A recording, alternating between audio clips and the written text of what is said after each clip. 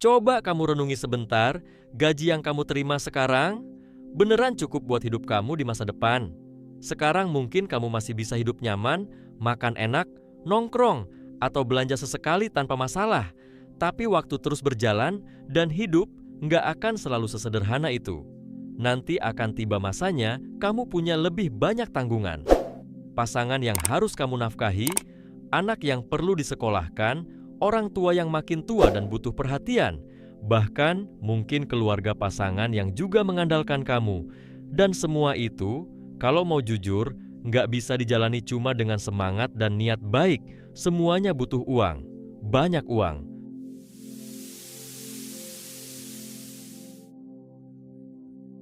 Biaya rumah, kendaraan, pendidikan, kesehatan, sampai kebutuhan kecil sehari-hari yang diam-diam terus naik harganya. Hidup bukan makin murah, tapi justru makin mahal. Masalahnya, banyak orang baru sadar ketika semuanya sudah terjadi. Baru panik cari tambahan penghasilan, baru mulai mikir soal investasi, baru sibuk cari pinjaman ke sana-sini. Padahal, kalau kamu mempersiapkan diri dari sekarang, kamu bisa menghadapi semua itu tanpa harus stres setiap akhir bulan. Sekarang, mari kita mulai dari pertanyaan paling dasar. Apa sih sebenarnya investasi itu? Investasi itu adalah cara kamu menunda sebagian kenikmatan hari ini untuk mendapatkan hasil yang lebih besar di masa depan. Kamu menaruh uang, waktu, atau tenaga di suatu tempat dengan harapan nilainya akan tumbuh. Bukan sulap, tapi logika.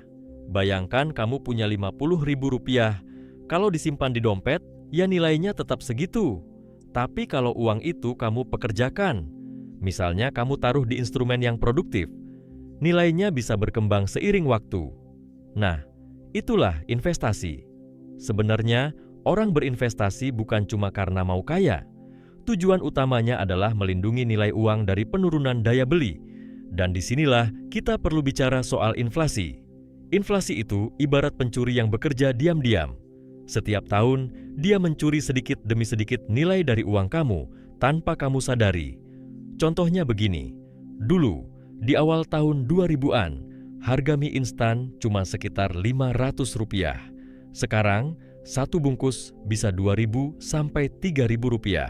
Artinya, uang kamu yang dulu bisa beli 4 bungkus, sekarang cuma dapat 1. Begitu juga dengan telur, bensin, biaya servis motor, sampai uang sekolah anak, semuanya naik. Masalahnya, uang yang kamu simpan di tabungan nggak ikut naik nilainya. Kalau kamu cuma menabung tanpa mengembangkan, artinya kamu membiarkan inflasi perlahan menggerus nilai kerja kerasmu sendiri. Sekadar tips penting sebelum kamu mulai berinvestasi. Pastikan dulu bahwa kebutuhan hidup kamu sudah benar-benar terpenuhi. Investasi itu bukan tentang siapa yang paling cepat mulai, tapi siapa yang paling siap. Karena kalau kamu memaksakan diri berinvestasi, padahal kebutuhan dasar masih pas-pasan, biasanya muncul satu masalah besar. Harapannya jadi salah arah. Kamu akan berharap investasi kamu cepat untung, karena di dalam hati, kamu masih butuh uang itu untuk memenuhi kebutuhan sehari-hari. Padahal, dunia investasi nggak selalu berjalan mulus. Nilai aset bisa naik, bisa juga turun. Dan kalau kebetulan sedang turun, sementara kamu butuh uangnya sekarang, kamu akan terpaksa menjual di saat yang salah. Akhirnya malah rugi. Itulah kenapa sebelum mulai investasi, bangun dulu fondasi keuanganmu. Pastikan kebutuhan pokok aman, dana darurat tersedia, dan utang konsumtif terkendali. Kalau fondasi ini sudah kuat, baru kamu bisa berinvestasi dengan tenang, tanpa tergoda untuk buru-buru menarik uang ketika pasar sedang turun. Ingat, investasi bukan perlombaan cepat-cepat kaya, tapi perjalanan panjang menuju kemerdekaan finansial yang cuma bisa dicapai kalau kamu sabar, disiplin, dan paham prioritas. Oke, sekarang pertanyaannya, kalau gitu, investasi yang tepat buat aku tuh yang kayak gimana? Kalau kamu baru mulai dan modalnya belum besar, tenang aja. Kamu nggak perlu langsung beli properti atau usaha besar. Yang penting, mulai dari menyisihkan sedikit demi sedikit penghasilanmu setiap bulan. Mulailah dari yang sederhana, semuanya bisa dimulai dari Rp100.000 atau lebih kecil. Nilainya kecil, tapi kalau dilakukan rutin dan disiplin, hasilnya bisa besar seiring waktu. Yang penting, kamu terus konsisten menanam dari sekarang. Yuk kita bahas. Pertama, reksadana adalah salah satu cara paling sederhana untuk mulai berinvestasi, terutama buat kamu yang belum punya banyak waktu atau pengetahuan soal pasar modal. Konsepnya begini, uang dari banyak investor dikumpulkan jadi satu, lalu dikelola oleh manajer investasi profesional yang tahu cara membaca pasar. Mereka akan menempatkan dana kamu ke berbagai instrumen, mulai dari saham, obligasi, sampai deposito berjangka. Sebagai investor, kamu akan mendapatkan bagian berupa unit penyertaan. Nilai unit inilah yang naik turun tergantung dari performa aset di dalamnya. Kalau kinerja portofolionya bagus, nilai unit kamu meningkat. Itulah keuntungan atau yang disebut margin return. Menariknya, kamu bisa mulai dari nominal kecil dan semuanya sudah diatur secara profesional. Itu sebabnya reksadana sering disebut sebagai jalan mudah masuk dunia investasi. Sekarang, jenisnya ada 4. Reksadana pasar uang, isinya deposito dan surat berharga jangka pendek. Aman, stabil, tapi imbal hasilnya kecil, sekitar 3-6% per tahun. Reksadana pendapatan tetap, berisi obligasi pemerintah atau perusahaan. Hasilnya bisa 6-9% per tahun, cocok untuk jangka menengah. Reksadana campuran, gabungan saham dan obligasi, returnnya 8-12% per tahun, risikonya sedang. Reksadana saham, potensi hasil paling tinggi, bisa 10-20% per tahun, tapi juga paling fluktuatif, cocok untuk jangka panjang. Jadi, semakin tinggi potensi untungnya, biasanya semakin besar juga risikonya. Namun perlu diingat, nilai reksadana bisa turun kalau pasar sedang melemah. Karena itu, investasi ini cocok untuk kamu yang siap berpikir jangka panjang dan tidak mudah panik. Selain itu, ada juga biaya manajemen kecil yang diambil oleh manajer investasi. Biasanya 1-2% per tahun sudah otomatis dipotong dari hasil investasi. Tapi dibandingkan investasi langsung ke saham, reksadana jauh lebih efisien dan praktis karena kamu dapat diversifikasi otomatis dan dikelola oleh orang yang berpengalaman. Sekarang, kita bahas hal yang sering ditanyakan. Apakah reksadana mengandung riba? Jawabannya, tergantung jenisnya. Beberapa reksadana konvensional mengandung unsur riba, terutama yang menempatkan dana di deposito berbunga atau obligasi konvensional. Contohnya, reksadana pasar uang konvensional, karena ada bunga bank di dalamnya. Reksadana pendapatan tetap konvensional, karena berisi surat utang berbasis bunga. Kalau kamu ingin investasi yang bebas riba, pilihlah reksadana syariah. Jenis ini hanya berisi instrumen yang sesuai prinsip Islam, seperti saham syariah, sukuk, obligasi tanpa bunga, dan instrumen pasar uang syariah. Selain itu, semua transaksinya diawasi langsung oleh Dewan Syariah Nasional, MUI. Jadi kamu bisa berinvestasi dengan tenang, tanpa khawatir melanggar prinsip halal. Kedua, emas. Kalau tadi kita bahas reksadana, sekarang kita masuk ke jenis investasi yang sudah dikenal sejak ribuan tahun lalu, emas. Emas itu unik. Dari zaman kerajaan sampai era digital seperti sekarang, emas selalu punya nilai.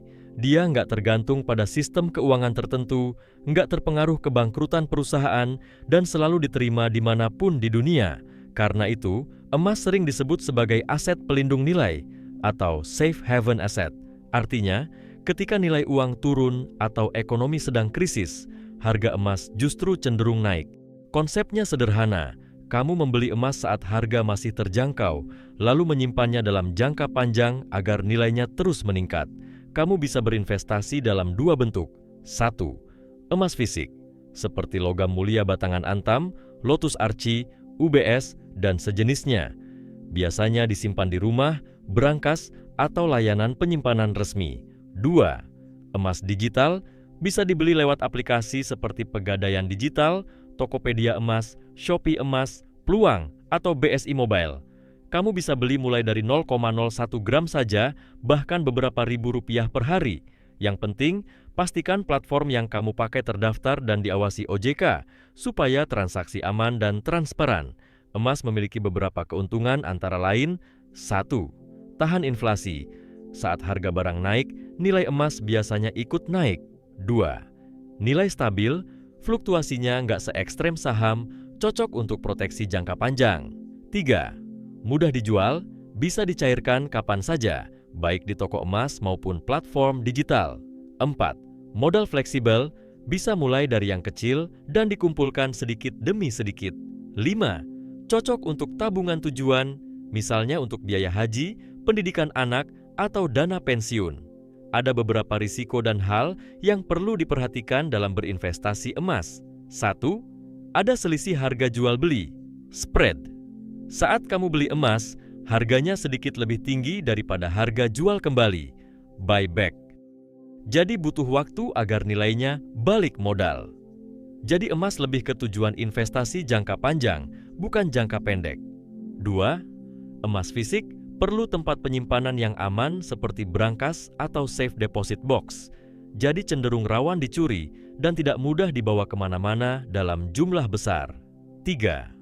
Rawan penipuan kalau beli di tempat tidak resmi. Pastikan beli dari lembaga terpercaya atau yang bersertifikat.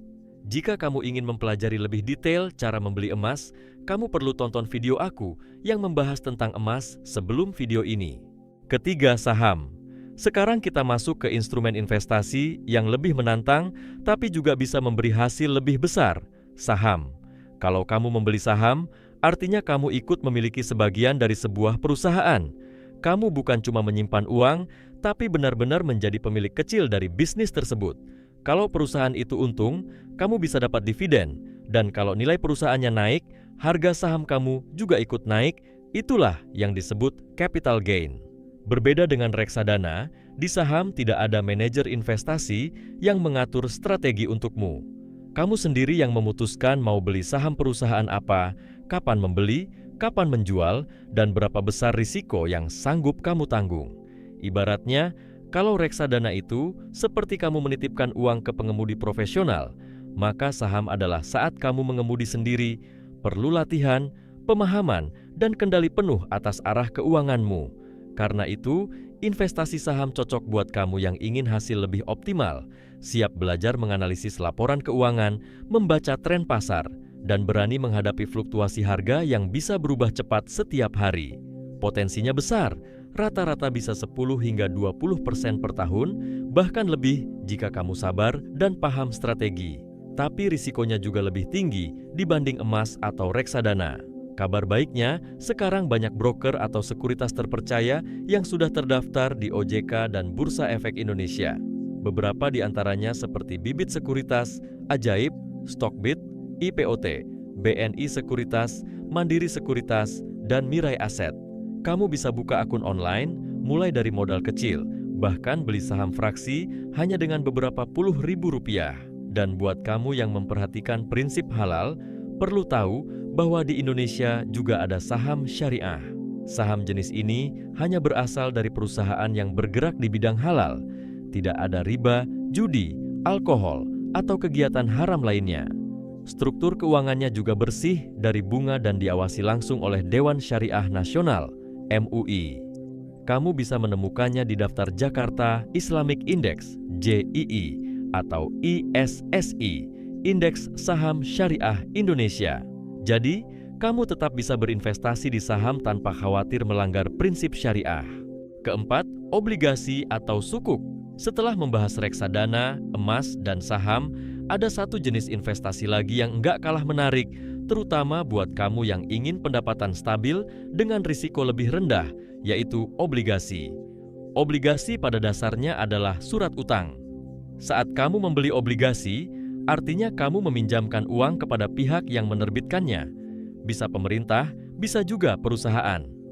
Sebagai gantinya, kamu akan menerima bunga atau imbal hasil tetap setiap periode, dan di akhir masa jatuh tempo, uang pokok yang kamu pinjamkan akan dikembalikan. Contohnya seperti ORI, Obligasi Retail Indonesia, atau SBR, Savings Bond Retail, yang diterbitkan langsung oleh pemerintah dan dijamin 100% keamanannya. Bunga atau imbal hasilnya bisa mencapai 6 hingga 7% per tahun, lebih tinggi dari deposito, dan dibayarkan rutin setiap bulan. Obligasi cocok buat kamu yang ingin hasil lebih stabil dibanding saham, tapi tetap ingin investasi yang tumbuh di atas inflasi. Kamu bisa beli lewat aplikasi resmi seperti Bareksa, Bibit, Investri, atau platform bank pemerintah, sukuk, versi syariah dari obligasi. Nah, Kalau kamu ingin investasi yang bebas riba, ada versi syariahnya yang disebut sukuk.